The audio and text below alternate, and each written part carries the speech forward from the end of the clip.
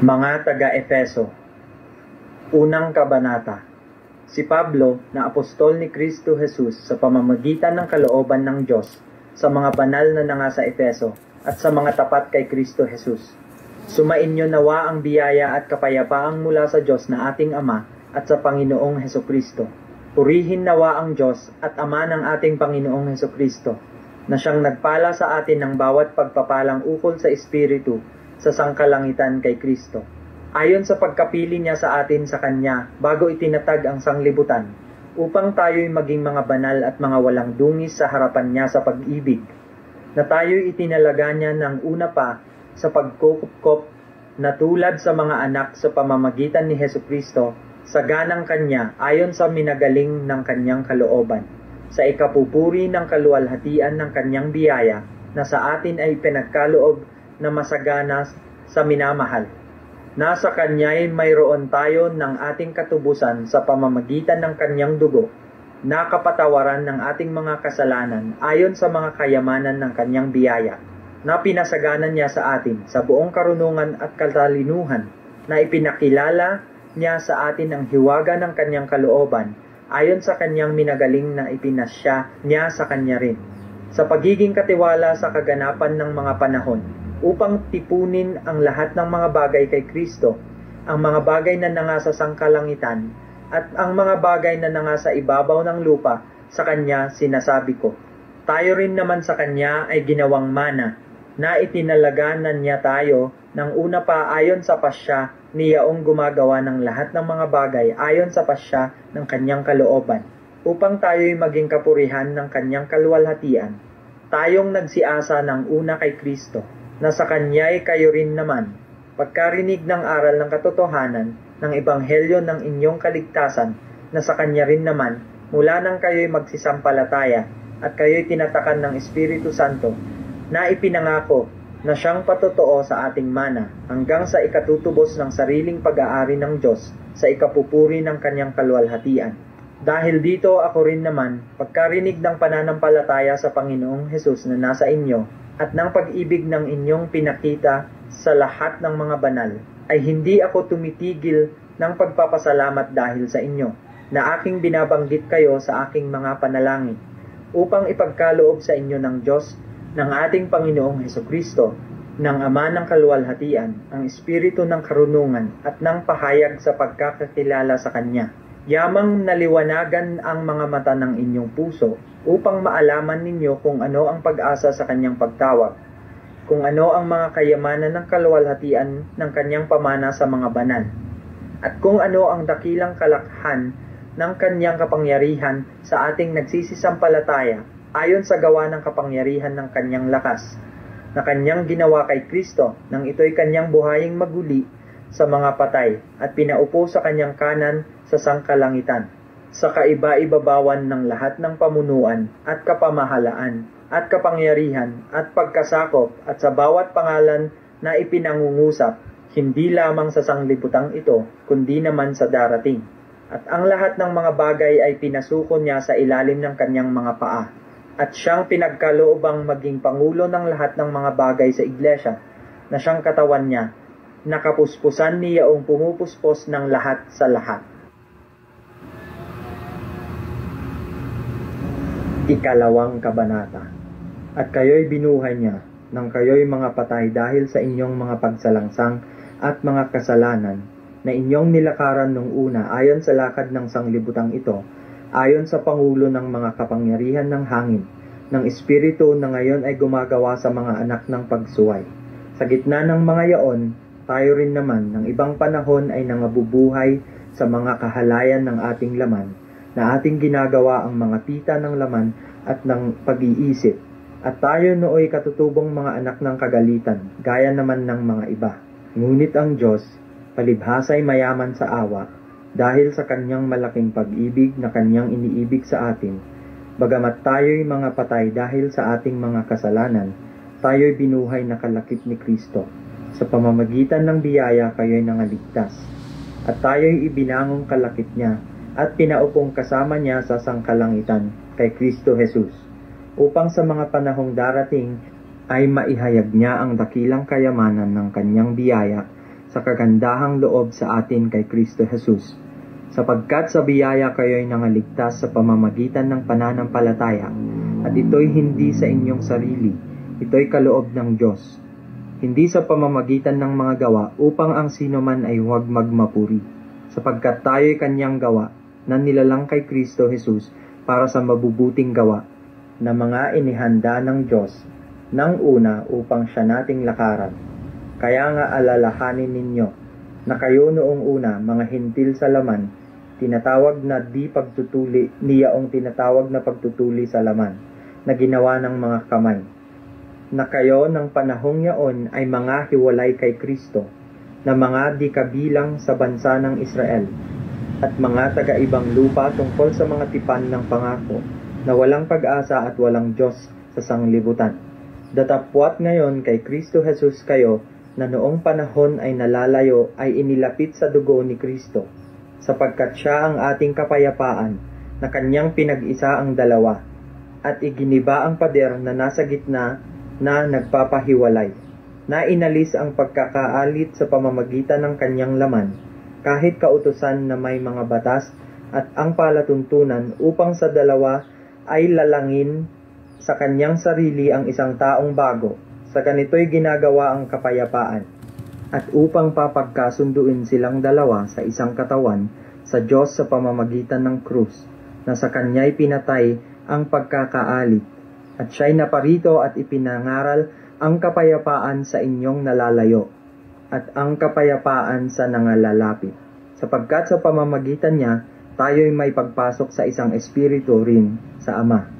Kaya nga hindi na kayo mga taga-ibang lupa at mga manglalakbay, kundi kayo'y mga kababayan na kasama ng mga banal at sangbahayan ng Diyos, na mga itinatayo sa ibabaw ng kinasasaligan ng mga apostol at ng mga propeta, na si Kristo Jesus din ang pangulong bato sa panulong, na sa kanya'y ang buong gusali na nakalapat na mabuti ay lumalago upang maging isang templong banal sa Panginoon, na sa kanya'y itinayo naman kayo upang maging tahanan ng Diyos sa Espiritu.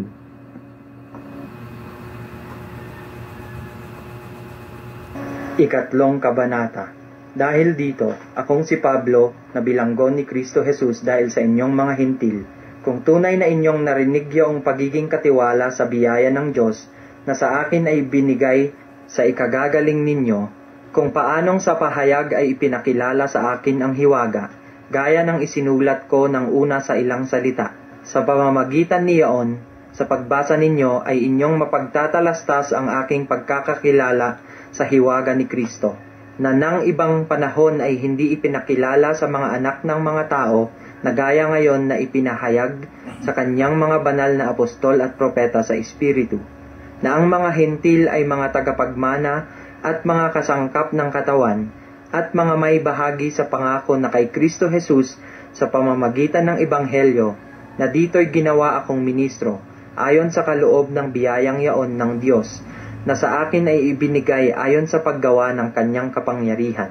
Sa akin, na ako ang kabababaan sa lahat ng lalong mababa sa mga banal, ay ibinigay ang biyayang ito upang ipangaral sa mga hintil ang mga di malirip na mga kayamanan ni Kristo, at maipakita sa lahat ng mga tao kung ano ang pagiging katiwala sa hiwaga na sa lahat ng panahon ay inilihim ng Diyos na lumalang ng lahat ng mga bagay, upang ngayoy sa pamamagitan ng Iglesia ay maipakikilala sa mga pamunuan at sa mga kapangyarihan sa sangkalangitan ang kapuspusan ng karunungan ng Diyos, ayon sa panukalang walang hanggan na ipinanukala kay Kristo Jesus na Panginoon natin.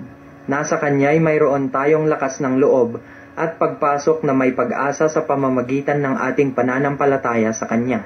Kaya nga ipinamamanhik ko na huwag kayong manglupaypay sa mga kapighatian ko dahil sa inyo, na pawang kapurihan ninyo. Dahil dito ay iniluluhod ko ang aking mga tuhod sa Ama, na sa Kanya'y kumukuha ng pangalan ang bawat sangbahayan sa langit at sa lupa. Unang sa inyo'y ipagkaloob niya, ayon sa mga kayamanan ng Kanyang kaluwalhatian, na kayo'y palakasin ng kapangyarihan sa pamamagitan ng Kanyang Espiritu sa pagkataong loob. Na si Kristo ay manahan sa inyong mga puso sa pamamagitan ng pananampalataya, upang kayo'y mag-ugat at magtumibay sa pag-ibig, ay lumakas upang matalastas pati ng lahat ng mga banal, kung ano ang luwang at ang haba at ang taas at lalim, at makilala ang pag-ibig ni Kristo na di masayod ng kaalaman, upang kayo'y mga puspos hanggang sa buong kapuspusan ng Diyos.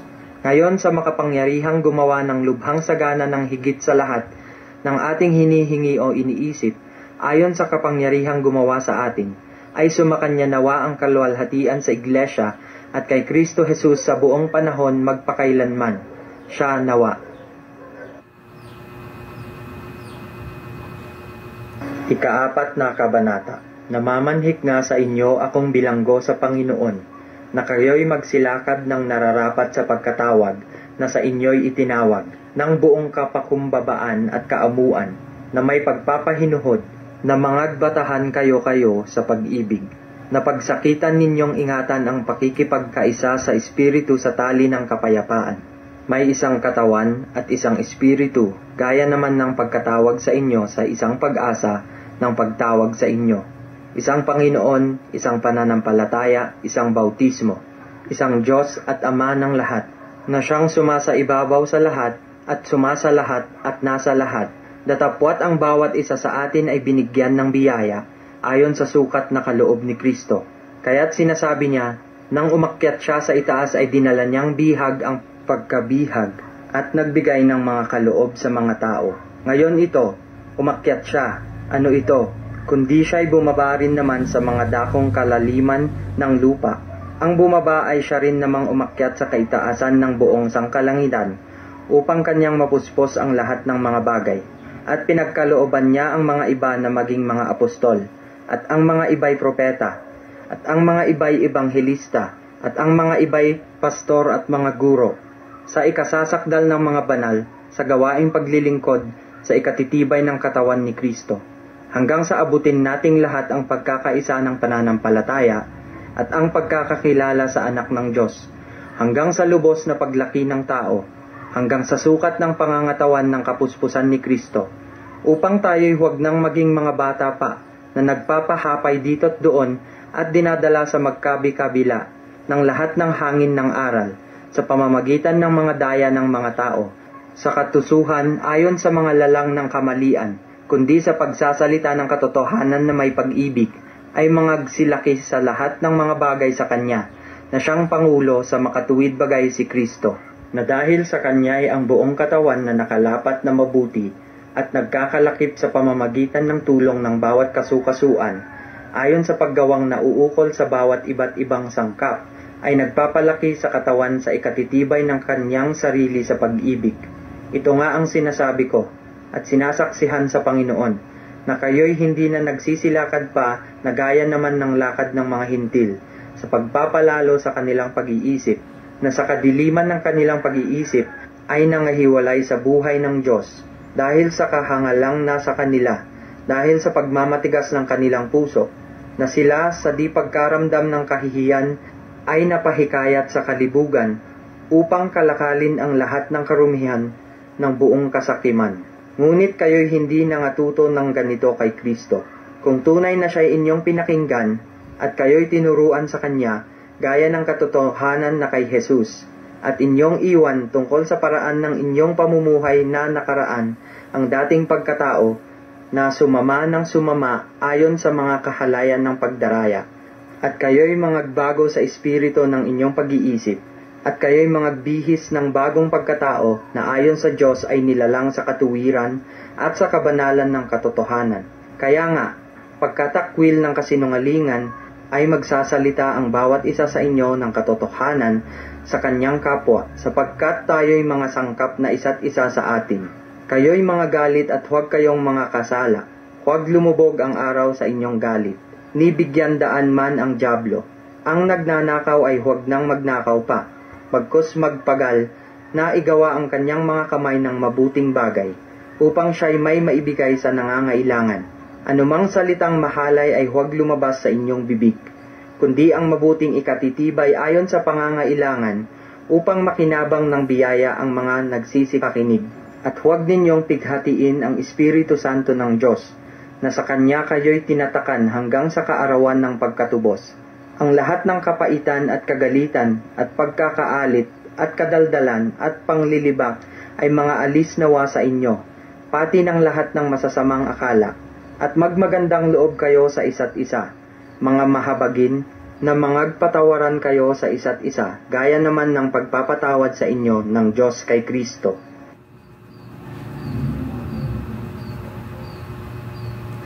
Ikalimang kabanata. Kayo nga'y magsitulad sa Diyos na gaya ng mga anak na minamahal, at magsilakad kayo sa pag-ibig gaya rin naman ng pag-ibig ni Kristo sa inyo, at ibinigay dahil sa atin ang Kanyang sarili, na hain at handog sa Diyos upang maging samyo ng masarap na amoy. Ngunit ang pakikiapid at ang lahat ng karumihan o kasakiman ay huwag man lamang masambit sa inyo, gaya ng nararapat sa mga banal, o ang karumihan man o mga mangmang na pananalita o ang mga pagbibiro na di nangararapat, kundi kayo'y magpasalamat, sapagkat talastas ninyong lubos na sino mang mapakiapid o mahalay o masakim, na isang mapagsamba sa mga Diyos-Diyosan ay walang anumang mamanahin sa kaharian ni Kristo at ng Diyos. Huwag kayong madaya ng sino man ng mga salitang walang kabuluhan, sapagkat dahil sa mga bagay na ito'y dumarating ang galit ng Diyos sa mga anak ng pagsuway. Huwag kayong makibahagi sa kanila, sapagkat noong panahon kayo'y kadiliman, datapwat ngayon kayo'y kaliwanagan sa Panginoon. Magsilakad kayong gaya ng mga anak ng kaliwanagan, sapagkat ang bunga ng kaliwanagan ay nabubuo ng kabutihan at katuwiran at katotohanan, na inyong pinatutunayan ang kinalulugdan ng Panginoon. At huwag kayong makibahagi sa mga walang mapapakinabang na gawa ng kadiliman, kundi bagkus inyong sawatain, sapagkat ang mga bagay na ginagawa nila sa lihim ay mahalay na salitain man lamang. Datapwat ang lahat ng mga bagay pagkasawata ay tinatanyag ng kaliwanagan, sapagkat ang lahat ng mga bagay na itinatanyag ay kaliwanagan. Kaya sinasabi niya, gumising kang natutulog, at magbangon ka sa gitna ng mga patay, at liliwanagan ka ni Kristo. Mag-ingat nga kayong lubos kung paano kayo lumakad. Huwag gaya ng mga mangmang, kundi gaya ng marurunong, na inyong samantalahin ang panahon, sapagkat ang mga araw ay masasama. Kaya huwag kayong maging mga mangmang, kundi unawain ninyo kung ano ang kalooban ng Panginoon. At huwag kayong magsipaglasing ng alak na kinaroroonan ng kaguluhan, kundi kayo'y mga puspos ng Espiritu, na kayo'y mag-usapan ng mga salmo at mga himno at mga awit na ukol sa Espiritu, na nangag-aawitan at nangagpupuri sa inyong mga puso sa Panginoon, na kayo'y laging magpasalamat sa lahat ng mga bagay sa pangalan ng ating Panginoong Hesukristo, sa Diyos na ating Ama. Napasakop kayo sa isa't isa sa takot kay Kristo. Mga babae, pasakop kayo sa inyo-inyong sariling asawa, na gaya ng sa Panginoon, sapagkat ang lalaki ay pangulo ng kanyang asawa, gaya naman ni Kristo na pangulo ng Iglesia, na siya rin ang tagapagligtas ng katawan. Datapwat kung paanong ang Iglesia ay nasasakop ni Kristo, ay gayon din naman ang mga babae ay pasakop sa kani-kanyang asawa sa lahat ng mga bagay. Mga lalaki, ibigin ninyo ang inyo-inyong asawa, gaya naman ni Kristo na umibig sa Iglesia at ibinigay ang kanyang sarili dahil sa kanya, upang kanyang pakabanalin ito, na nilinis sa pamamagitan ng paghuhugas ng tubig na may salita, upang ang Iglesia ay maiharap sa kanyang sarili na maluwalhati, na walang dungis o kulubot o anumang gayong bagay, kundi ito ay nararapat maging banal at walang kapintasan. Gayon din naman nararapat ibigin ng mga lalaki ang kani-kanyang sariling asawa, na gaya ng kanilang sariling mga katawan. Ang umiibig sa kanyang sariling asawa ay umiibig sa kanyang sarili, sapagkat walang sino man na napuot kailanman sa kanyang sariling katawan, kundi kinakandili at minamahal gaya naman ni Kristo sa Iglesia, sapagkat tayo ay mga sangkap ng kanyang katawan. Dahil dito iiwan ng lalaki ang kanyang ama at ina at makikisama sa kanyang asawa, at ang dalawa ay magiging isang laman. Ang hiwagang ito ay dakila, datapwat sinasalita ko ang tungkol kay Kristo at tungkol sa Iglesia. Gayunman ay umibig naman ang bawat isa sa inyo sa kani-kanyang sariling asawa, gaya ng sa kanyang sarili, at ang babae ay gumalang sa kanyang asawa.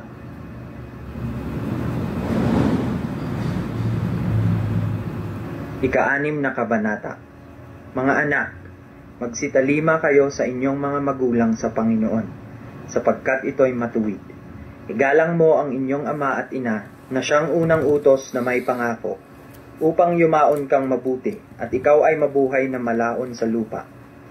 At kayong mga ama, huwag ninyong ipamungkahi sa galit ang inyong mga anak, kundi inyong turuan sila ayon sa saway at aral ng Panginoon. Mga alipin, magsitalima kayo sa mga yaong ayon sa laman ay inyong mga Panginoon, na may takot at panginginig, sa katapatan ng inyong puso na gaya ng kay Kristo. Hindi ang paglilingkod sa paningin na gaya ng pagbibigay lugod sa mga tao, kundi bagkus gaya ng mga alipin ni Kristo, na ginagawa mula sa puso ang kalooban ng Diyos. Maglingkod na may mabuting kalooban na gaya ng sa Panginoon at hindi sa mga tao. Yamang na pag-aalaman na anumang mabuting bagay na gawin ng bawat isa, ay gayon din ang muling tatanggapin niya sa Panginoon, maging alipin o laya. At kayong mga Panginoon, gayon din ang inyong gawin sa kanila. At iwan ninyo ang mga pagbabala, yamang na pag-aalaman na ang Panginoon nila at ninyo ay nasa langit, at sa Kanya'y walang itinatanging tao. Sa katapus-tapos ay magpakalakas kayo sa Panginoon at sa kapangyarihan ng Kanyang kalakasan. Magbihis kayo ng buong kagayakan ng Diyos, upang kayo'y magsitibay laban sa mga lalang ng dyablo. Sapagkat ang ating pakikibaka ay hindi laban sa laman at dugo, kundi laban sa mga pamunuan, laban sa mga kapangyarihan, laban sa mga namamahala ng kadilimang ito sa sanglibutan, laban sa mga ukol sa espiritu ng kasamaan sa mga dakong kaitaasan. Dahil dito magsikuha kayo ng buong kagayakan ng Diyos, upang kayo'y mga katagal sa araw na masama. At kung magawa ang lahat ay magsitibay. Magsitibay nga kayo na ang inyong mga baywang ay may bigkis na katotohanan, na may sakbat na baluti ng katuwiran. At ang inyong mga paa ay may panyapak na paghahanda ng ebanghelyo ng kapayapaan. Bukod dito ay taglayin ninyo ang kalasag ng pananampalataya, na siyang ipapatay ninyo sa lahat ng mga nagniningas na suligi ng masama. At magsikuha rin naman kayo ng turbante ng kaligtasan at ng tabak ng Espiritu na siyang salita ng Diyos. Na magsipanalangin kayo sa Espiritu ng lahat ng panalangin at daing sa buong panahon. At magpuyat sa buong katyagaan at daing na patungkol sa lahat ng mga banal. At sa akin, upang ako'y pagkalooban ng pananalita sa pagbubuka ng aking bibig, upang ipakilalang may katapangan ang hiwaga ng Ebanghelyo. Na dahil dito ako'y isang sugong natatanikalaan, upang sa ganito ako'y magsalita na may katapangan, gaya ng nararapat na aking salitain.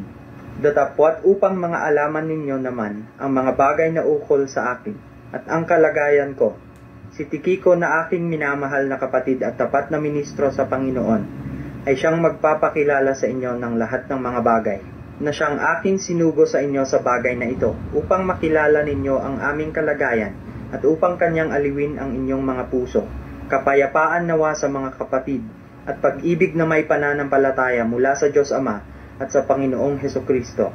Ang biyaya naway sumalahat ng mga nagsisiibig sa ating Panginoong Hesukristo, ng pag-ibig na walang pagkasira. Siya nawa.